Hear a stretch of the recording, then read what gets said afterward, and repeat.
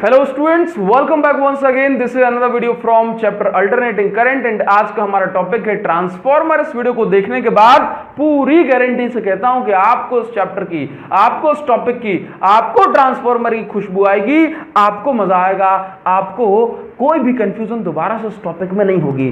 Channel पर पहली बार आए हो तो अभी, बिल्कुल अभी चैनल को सब्सक्राइब कर लेना, बेल आइकन दबा देना। कंप्लीट 12th फिजिक्स का सिलेबस चैनल पर अवेलेबल है। आप जो है आराम से किसी भी टॉपिक नेम के बाद अभिषेक साहू लिख के सर्च करेंगे, आपको वीडियो मिल जाएगी और हमेशा हर टॉपिक पूरी जड़ के साथ खत्म हो जाएगा। ये मेरी गारंटी है, ये मेरा विश्वास है फ्रेंड्स। बात करते हैं ट्रांसफॉर्मर की, क्योंकि ट्रांसफॉर्मर क्या होता है तो याद रखना, ट्रांसफॉर्मर जो वर्ड है वो बना ट्रांसफॉर्मेशन से। ट्रांसफॉर्मेशन का मतलब होता है बदलाव। तो ट्रांसफॉर्मर एक ऐसा डिवाइस है जो कि वोल्टेज में बदलाव करने के काम आता है, जो कि वोल्टेज को बदल सकता है, वोल्टेज की वैल्यू को बढ़ा सकता है, वोल्टेज की वैल्यू को कम कर सकता है। That means transformer is a device used to step up, बढ़ाना, यूज्ड टू स्टेप अप और स्टेप डाउन, कम करना the input voltage using principle of mutual induction, है ना। बोले ट्रांसफॉर्मर एक ऐसा डिवाइस जो कि इनपुट वोल्टेज को स्टेप अप कर सकता है, स्टेप डाउन कर सकता है using principle of mutual induction. Step up करने का मतलब यह है कि अगर हमने इनपुट में 200 वोल्ट दिया है तो आउटपुट में आपको 200 वोल्ट से ज्यादा मिलेगा, और अगर आपने इनपुट में 200 वोल्ट दिया है, स्टेप डाउन कर रहे हो तो आपको आउटपुट में 200 वोल्ट से कम मिलेगा। ठीक है भाई। म्यूचुअल इंडक्शन क्या होता है? ट्रांसफॉर्मर किस प्रिंसिपल पे काम करता है? तो transformer works on the principal of mutual induction. Mutual induction का मतलब यह है कि जब इस कॉइल में करंट फ्लो हुआ, ठीक है, तो इस कॉइल में बनेगी, इस कॉइल के कारण बनेगी magnetic field line, that means magnetic flux. अब ये मैग्नेटिक फ्लक्स जब दूसरी वाली कॉइल से कनेक्ट होगा, है ना, दैट मींस जब ये मैग्नेटिक फ्लक्स जो है इसके साथ कनेक्ट होगा तो इसका मैग्नेटिक फ्लक्स बदलेगा। मैग्नेटिक फ्लक्स बदलने से किसी भी कॉइल के अंदर एक ईएमएफ जनरेट हो जाता है, that means potential difference generate हो जाता है। ये इसका प्रिंसिपल है। बात समझ रहे हो ना कि यहां पर तो हमने कोई भी वायर कनेक्ट किया ही नहीं, इसमें जो है इसमें जनरेट होगी मैग्नेटिक फील्ड, दैट मींस बनेगा मैग्नेटिक फ्लक्स। वो मैग्नेटिक फ्लक्स इससे कनेक्ट होगा और मैग्नेटिक फ्लक्स की वैल्यू बदलने से क्या हो जाएगा, इसके अंदर जो है वोल्टेज जनरेट हो जाएगा, है ना। अब जो है वोल्टेज कैसे बढ़ेगा, कैसे कम होगा, जरा इस पे ध्यान देंगे। ठीक है नाउ, तो आपको बताएं कि ट्रांसफॉर्मर जो है दो टाइप के होते हैं, स्टेप अप ट्रांसफॉर्मर और स्टेप डाउन ट्रांसफॉर्मर। वो ट्रांसफॉर्मर जो इनपुट वोल्टेज की वैल्यू को आउटपुट में बढ़ा देते हैं उसको बोलते हैं स्टेप अप, और जो कम कर देते हैं उनको बोलते हैं स्टेप डाउन ट्रांसफॉर्मर। भाई ट्रांसफॉर्मर के तीन मेन कंपोनेंट हैं, ट्रांसफॉर्मर के तीन मेन कंपोनेंट हैं। एक तो प्राइमरी कॉइल, एक सेकेंडरी कॉइल, और एक है ये सॉफ्ट आयरन की बनी हुई कोर जो कि जो है लेमिनेट के फॉर्म में होती है। किस फॉर्म में होती है? लेमिनेट के फॉर्म में। Primary coil, secondary coil, soft iron की बनी हुई कोर जो कि लेमिनेट के फॉर्म में होती है। लेमिनेट का मतलब पतली पतली प्लेट्स के फॉर्म में।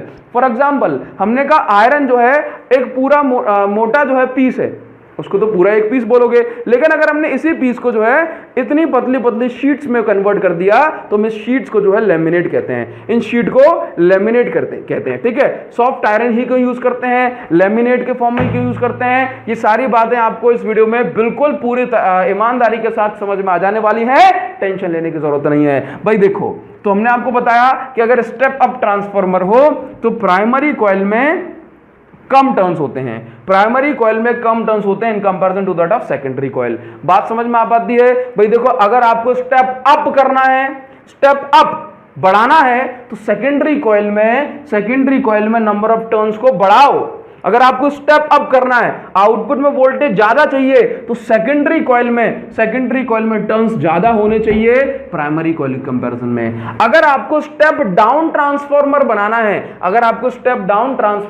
है तो सेकेंडरी कॉइल में कम होना चाहिए। स्टेप डाउन करना है तो सेकेंडरी कॉइल में नंबर ऑफ टर्न्स कम होना चाहिए और प्राइमरी में ज्यादा। यही लिखा है, प्राइमरी में ज्यादा, सेकेंडरी में कम।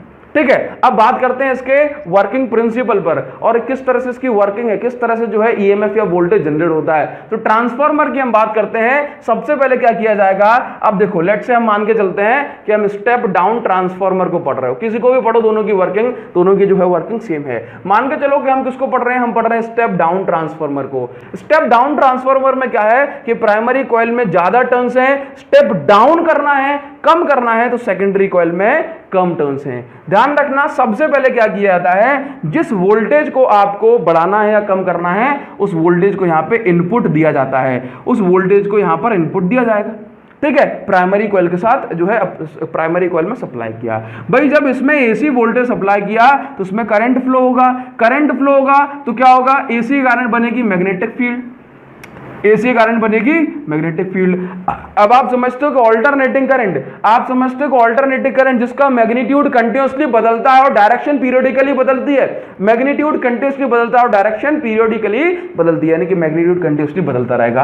भाई अगर मैग्नीट्यूड कंटिन्यूअसली बदलता रहेगा तो हम ऐसा बोलेंगे, अच्छा डायरेक्शन इसकी बदलती रहेगी बात समझ में आती है, ठीक है ना, एक बार डायरेक्शन इस साइड, एक बार इस साइड, समझ रहे हो ना, एक बार इस साइड, एक बार इस साइड, एक बार इस साइड, एक बार, क्योंकि एसी है, ठीक है ना। नाउ तो अगर डायरेक्शन बदलेगी, देखो इसके, देखो इसमें एसी आपने इनपुट दिया, आपने इनपुट दिया, सुनना, आपने इनपुट दिया, इसके बाद जो है इसमें करंट फ्लो हुआ तो फिर जो है इसमें बनी magnetic field line, magnetic field line यहां से निकली और सॉफ्ट आयरन से होते हुए, सॉफ्ट आयरन, क्योंकि soft iron magnetic field line को सपोर्ट करता है, अलाउ करता है, पूरी तरह से जो है उसको अट्रैक्ट करता है, तो भाई मैग्नेटिक फील्ड लाइन आयरन से पास होते हुए, सॉफ्ट आयरन से पास होते हुए, सॉफ्ट आयरन से पास होते हुए सेकेंडरी कॉइल में जाकर के टकराएंगी।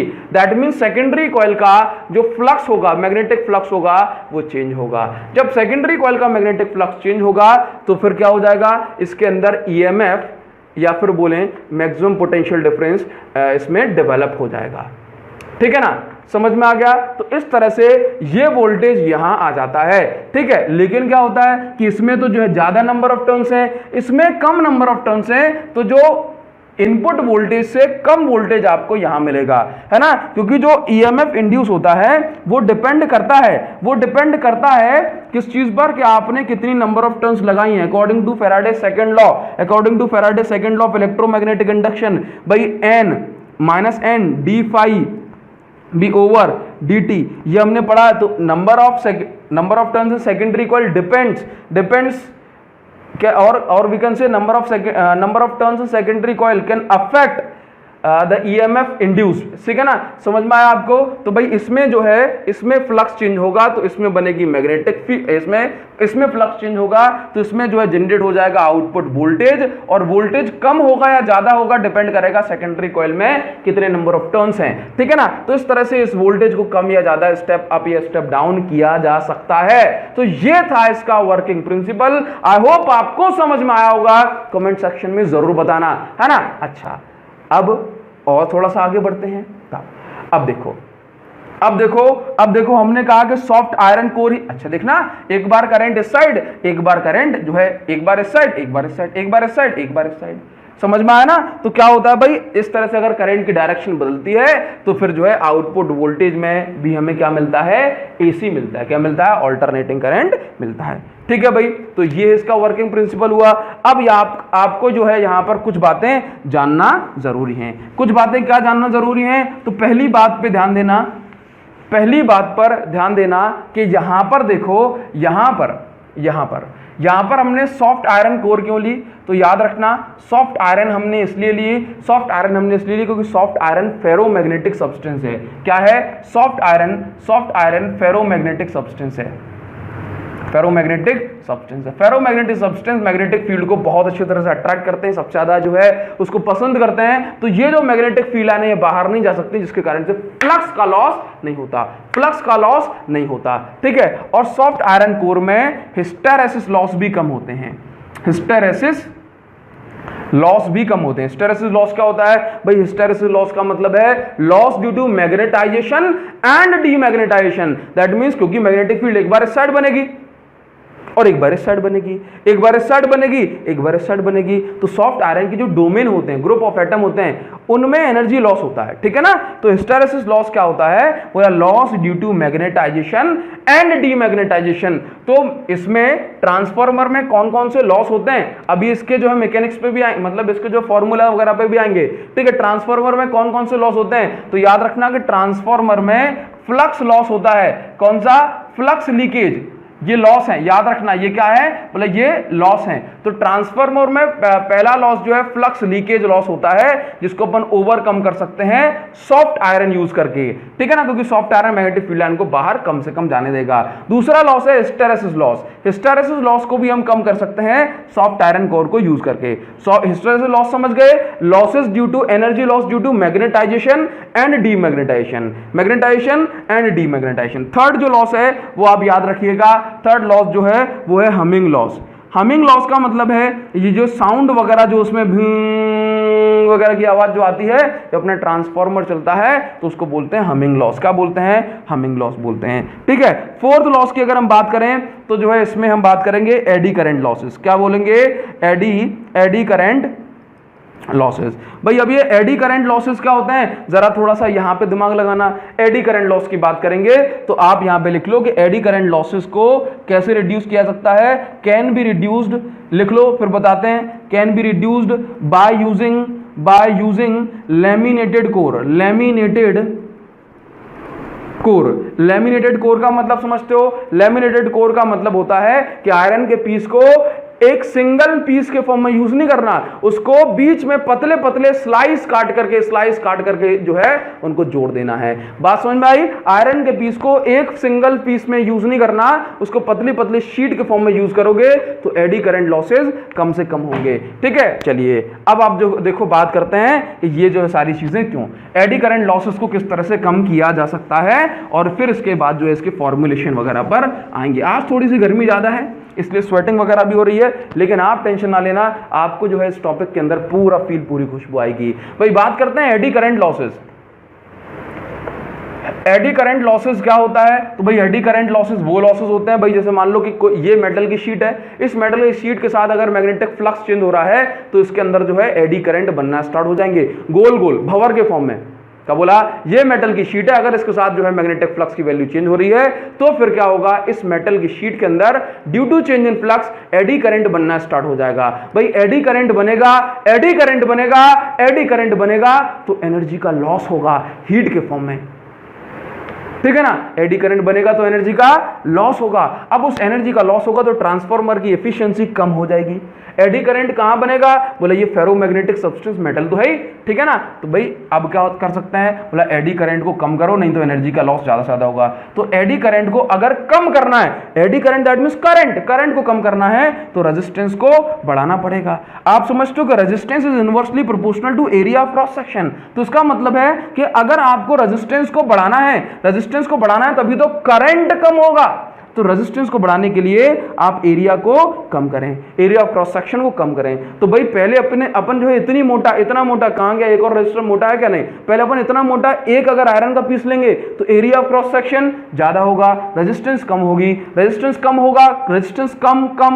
एडी करंट ज्यादा। तो हमने क्या किया कि एरिया ऑफ क्रॉस सेक्शन को मोटे की जगह इसको पतली शीट के फॉर्म में डिवाइड कर दिया, पतली शीट जिसको हम लैमिनेट्स कहते हैं, है ना। तो जिससे क्या होगा, एरिया ऑफ क्रॉस सेक्शन कम हो जाएगा, एरिया ऑफ क्रॉस सेक्शन कम होगा, रेजिस्टेंस बढ़ेगी तो करंट कम हो जाएगा। तो एडी करंट लॉसेस कम से कम होंगे। बात समझ में आती है। इसके साथ साथ हम क्या करते हैं कि लैमिनेट्स के बीच में वार्निशिंग कर देते हैं। वार्निशिंग करने से क्या होता है कि आपस में दो लैमिनेट्स के बीच में करंट जो है नहीं फ्लो हो पाता, तो एडी करंट लॉसेस और कम हो जाते हैं। ये बात समझ में आती है। तो ये देखो एडी करंट लॉसेस जो है ये होते हैं इसके अंदर, और इनको अपन किस तरह से फिक्स कर सकते हैं with the use of laminated sheets. अब हम बात करेंगे कि ट्रांसफार्मर रेशियो क्या होता है। तो याद रखना कि हमने कहा कि हमारे पास प्राइमरी कॉइल है और हमारे पास सेकेंडरी कॉइल है। प्राइमरी कॉइल में खुद के कारण से जो ईएमएफ जनरेट हुआ वो हुआ -NP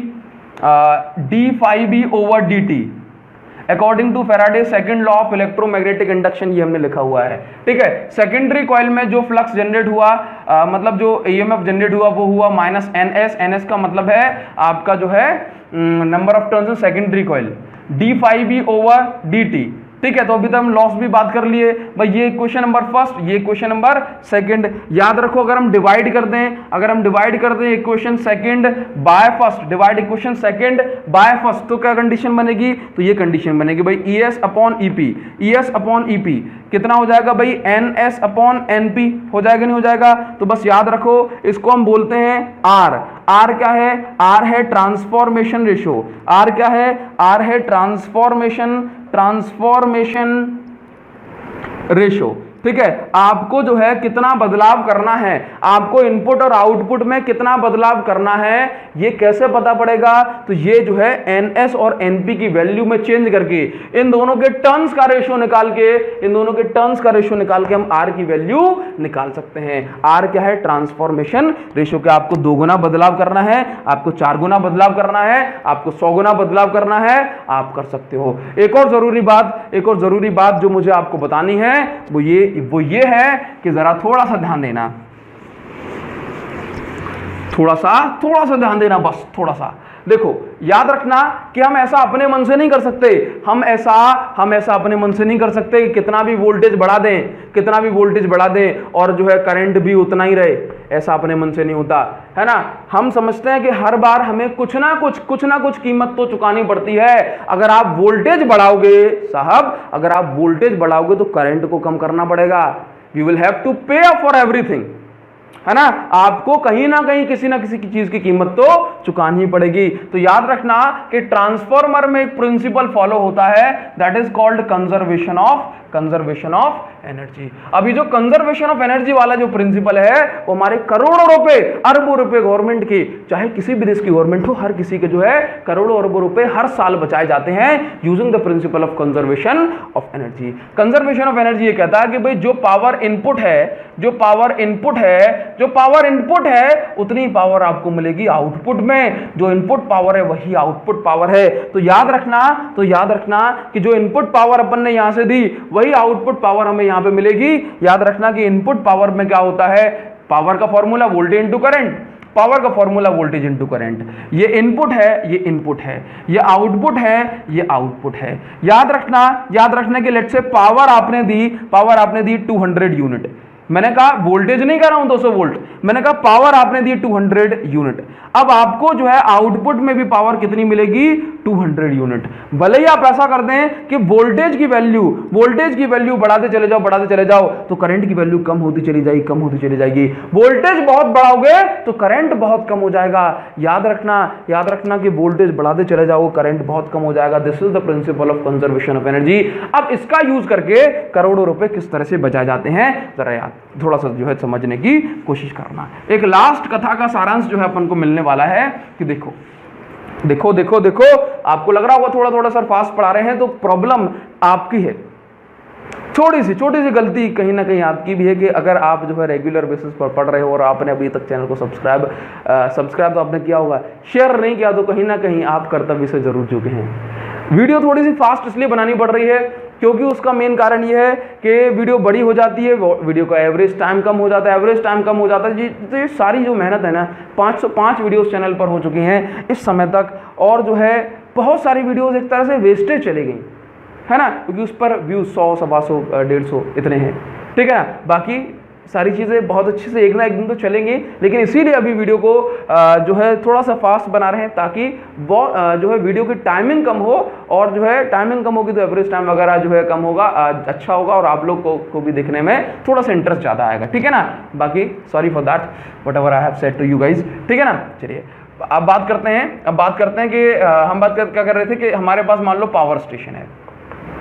ठीक है, यहां पर इलेक्ट्रिसिटी बनाई जा रही है और ये हमारा घर है। भाई पावर स्टेशन पर इलेक्ट्रिसिटी बनाई जा रही है और हमारे जो है DP that means distribution panel तक, हमारी डीपी तक जो है सप्लाई की जानी है। अब देखो क्या होता है कि भाई यहां से जो है बहुत ज्यादा पावर फॉर्म हो रही है, यहाँ पे तो बहुत ज्यादा पावर फॉर्म हो रही है, बहुत ज्यादा पावर स्टेशन पे बहुत ज्यादा पावर बनी और उसको डीपी तक आना है।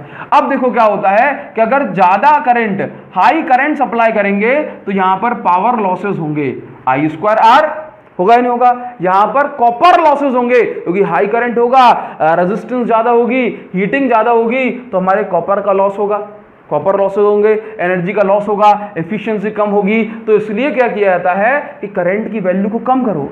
करंट की वैल्यू कम किया, वोल्टेज को इंक्रीज कर दिया, वोल्टेज को बहुत इंक्रीज कर दिया, वोल्टेज को बहुत इंक्रीज कर दिया और करंट को बहुत बहुत बहुत बहुत बहुत बहुत कम कर दिया। तो भाई ये जो पूरी लाइन पावर स्टेशन से हमारे नियरेस्ट पावर जो है नियरेस्ट पावर हाउस तक जो लाइट पहुंचती है, जो इलेक्ट्रिसिटी पहुंचती है, उसमें वोल्टेज बहुत हाई होता है लेकिन करंट बहुत कम होता है। समझ में आता है, करंट बहुत कम होता है। तो जो हम आपने कई बार देखा होगा, बोला ये हाई वोल्टेज लाइन है, आपने नहीं सुना होगा बोला ये हाई करंट लाइन है, ठीक है ना। क्यों? क्योंकि वोल्टेज को ज्यादा किया जाता है जब पावर सप्लाई की जाती है। याद रखना, जब पावर सप्लाई करनी है एट ए लॉन्ग डिस्टेंस तो आपको वोल्टेज को इंक्रीज करना पड़ेगा, करंट को अपने आप ही कम हो जाएगा। करंट अपने आप कम हो जाएगा तो फिर क्या होगा, भाई एनर्जी लॉसेस कम से कम होंगे। और जब हम डीपी, जब अपन जो अपनी डीपी पे पहुंचेंगे वहां भी एक ट्रांसफार्मर लगा होगा, तो ये वोल्टेज जो ज़्यादा वोल्टेज आया, ये अपना ट्रांसफार्मर इसको स्टेप डाउन करके क्या कर देगा भाई, इसका वोल्टेज कम कर देगा, घरों के हिसाब से 220 वोल्ट दे देगा। उसके बाद जो है ये 220 वोल्ट अपने पास पहुंचता है, फिर उसके बाद मोबाइल के चार्जर में भी अपन लगे होते हैं ट्रांसफार्मर, वो मोबाइल के हिसाब से जो है ट्रांसफॉर्म करते हैं, है ना। तो बस इस तरह से वोल्टेज को बढ़ा के, करंट को कम करके हजारों करोड़ों लाखों रुपए को जो है बचा लिया जाता है, अदरवाइज कॉपर लॉसेस वगैरह हो जाते। और जो है कितना शानदार प्रोसेस है ये। तो आई होप आपको ये सारी बातें समझ में आई होंगी। आपको कमेंट सेक्शन में जरूर लिख के बताना है कि ये वीडियो आपके लिए कितनी यूजफुल हुई, क्या आपको समझ में आया, जो स्टार्टिंग में कहा था क्या वो बात पूरी हो पाई। अच्छा, तो आज के इस वीडियो के लिए इतना ही रखते हैं। अगर आप चाहते हो कि इस चैनल की ग्रोथ में थोड़ा आपका भी जो है सपोर्ट हो पाए, तो उस चैनल की लिंक को कॉपी करना और अपने फ्रेंड्स के साथ व्हाट्सएप पर जरूर शेयर कर देना। Thank you so much guys, thanks a lot, see you in the next video and see you again. Thank you सही।